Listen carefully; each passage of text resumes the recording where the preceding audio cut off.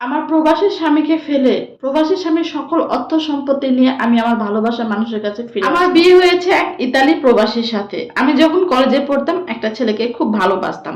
এটা যখন বাড়িতে জানাজানি হলো তখন তো তার সাথে আমাকে কিছুতেই বিয়ে দিবে না, হুট করে আমার এখানে বিয়ে ঠিক করলো। ছেলে থাকে ইতালি প্রবাসী, অনেক টাকা পয়সা। তো তা আমার বাবা মার মতে আমি জোর করে বিয়ে দিল। আমিও শ্বশুরবাড়িতে গেলাম, 6 মাস ছিল আমার স্বামী। বিয়ে 3 মাসের মাথায় আমার পেটে বাচ্চা। আর ঠিক 6 মাসের মাথায় আমার স্বামী আবার ইতালিতে ফেরত গেল। আমার স্বামী যখন ইতালিতে ফেরত গেল তখন আমি আবার আমার সেই ভালোবাসার মানুষের সাথে যোগাযোগ করলাম, যাকে আমি ভালোবাসতাম। তাকে আমি বললাম, আমি তোমার সাথে থাকতে চাই শুভ, আমি তোমাকে পাগলের মতো ভালোবাসি, তুমি যদি না থাকো আমার জীবন আমি বাঁচবো না। তখন শুভ ফোনের ওই পাশ থেকে বল, আচ্ছা ঠিক আছে, আমিও তোমাকে ভালোবাসি। তাহলে এক কাজ করো, এখন তো আমরা কিছু করছি না বা আমার হাতে ওরকম টাকা পয়সা নাই, তোমার শ্বশুর বাড়ি থেকে যতটুকু সম্ভব টাকা পয়সা গহনাগাটি নিয়ে তুমি চলে আসো। তখন আমি বগুড়ার মেয়ে, আমার শ্বশুর বাড়িটাও বগুড়াতে ছিল। আমার শ্বশুর বাড়ি থেকে যতটুকু সম্ভব, আমার যতটুকু সম্ভব গহনাগাটি টাকা পয়সা এবং আমার স্বামী যতটুকু দিয়েছিল সবটুকু নিয়ে আমি যখন চলে আসলাম, আমরা ঢাকাতে আসলাম। ঢাকাতে একটা খুব ছোট্ট একটা ঘর নিয়ে ছিলাম এবং সেখানে পরিচয় দিয়েছিলাম শুভ আমার স্বামী, আর আমার পেটের বাচ্চাটাও শুভর। এর মধ্যে আমার বাচ্চা হয়েছে, আলহামদুলিল্লাহ আমার একটা ছেলে বাচ্চা হয়েছে। আমার ছেলে বাচ্চা হওয়ার ঠিক পরপরই আমি খুব অসুস্থ হয়ে যাই। তারপরে আমি ডাক্তারের কাছে যাই, ডাক্তার পরীক্ষা নিরীক্ষা করে বলে আমার অনেক বড় একটা অসুখ হয়েছে, আমাকে ইমিডিয়েটলি অপারেশন করতে হবে, তা না হলে আমি বাঁচবো না। তখন আমি বাড়িতে ফিরে আসলাম, আমার জমানো কিছু টাকা আর আমার গহনা ছিল সেগুলো বিক্রি করে আমি ভর্তি হলাম অপারেশনের জন্য। আর আমার বাচ্চাটাকে আমি আমার পাশের ঘরে ভাবির কাছে রেখে দিলাম, বললাম যে আমার অপারেশনটা ঠিক শেষ হয়ে গেলে, আমি সুস্থ হয়ে গেলে আমি আবার আসবো, আর এর মধ্যে শুভ তো আসবেই, শুভ তো আছেই। এই বলে আমি নিশ্চিন্তে অপারেশন করতে চলে গেলাম।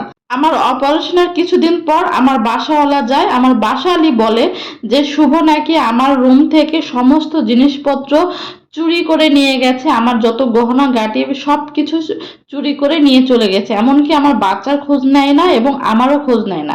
আমার অপারেশনের সময় কিছু টাকা বাকি ছিল যেটা আমি পরিশোধ করতে পারছিলাম না। তারপরে আমার বসওয়ালা আমার সেই বাকি টাকাটুকু পরিশোধ করে এবং আমি বাড়িতে ফিরে আসি এবং বাসাওয়ালি বলে যে আমার আর কোনো টাকা পয়সা দিতে হবে না, ভাড়া দিতে হবে না, আমি এখানে নাকি ফ্রি থাকতে পারবো। এভাবেই আমার চলছিল। কিছু বছর যাওয়ার পর আমি জানতে পারলাম আসলে আমার যে আগের স্বামী ছিল, অর্থাৎ যে স্বামী আমার প্রবাসে থাকতো, সেই স্বামী আমার অপারেশনের টাকা দিয়েছিল এবং প্রত্যেক মাসে মাসে আমার বাসাওয়ালির কাছে একটা মোটা অঙ্কের টাকা পাঠাতো আমার বাসা ভাড়া বাবদ এবং আমার হাত খরচ বাবদ। কিন্তু আমার বাসাওয়ালি সমস্ত টাকাটা নিজের কাছে রেখে দিত, শুধু বাসা ভাড়াটা বলতো যে আমাকে ফ্রি থাকতে দেয়, আমাকে করুণা করে থাকতে দেয়। এটা যখন আমি জানতে পারলাম নিজের কাছে খুব ছোট লাগছিল। হায়, আমি যে মানুষটাকে এভাবে ঠকিয়েছি, যে মানুষটার সাথে এভাবে বিশ্বাসঘাতকতা করেছি, সেই মানুষটা আমার শেষ জীবনে এসে আমার পাশে দাঁড়ায়। যখন আমার ছেলের বয়স 18 বছর হয়েছিল, ঠিক সেই সময় আমার মৃত্যু হয়। তখন আমি চিঠিতে সবকিছু আমার ছেলেকে জানিয়ে গিয়েছিলাম এবং তার বাবার ঠিকানা পরিচয় সবকিছু দিয়ে গিয়েছিলাম, যে যেন আমার সন্তান তার বাবার পিতৃ সম্পত্তি এবং ভালোবাসা থেকে বঞ্চিত না হয়। এবং আমার সন্তানকে আমি বলেছিলাম, বাবা আমাকে মাফ করে দিস আমার কৃতকর্মের জন্য। আমার আগের স্বামী অর্থাৎ প্রবাসী স্বামী আমাকে খুব ভালোবাসতো, সে চেয়েছিল আমাকে নিয়ে সংসার করার জন্য, কিন্তু তার মা রাজি হয় নাই। তার মা বলেছিল যে মেয়ে চুরি করে সমস্ত জিনিসপত্র নিয়ে অন্য ছেলের হাতে পালিয়ে যায়, সেই মেয়েকে আমি আমার সংসারে বউ করে রাখবো না। এই কারণে সে আর পরবর্তীতে আমাকে বিয়ে করেনি, কিন্তু আমার সকল দায়িত্ব, ভরণ পোষণের দায়িত্ব সে নিজ হাতে নিয়েছিল। তো অবশ্যই ভিডিওটি ভালো লাগলে লাইক, কমেন্ট, শেয়ার এবং ফলো দিয়ে পাশে থাকবেন। আর এরকম মজার মজার ভিডিও পেতে চাইলে আমার চ্যানেলটি ফলো করে রাখবেন এবং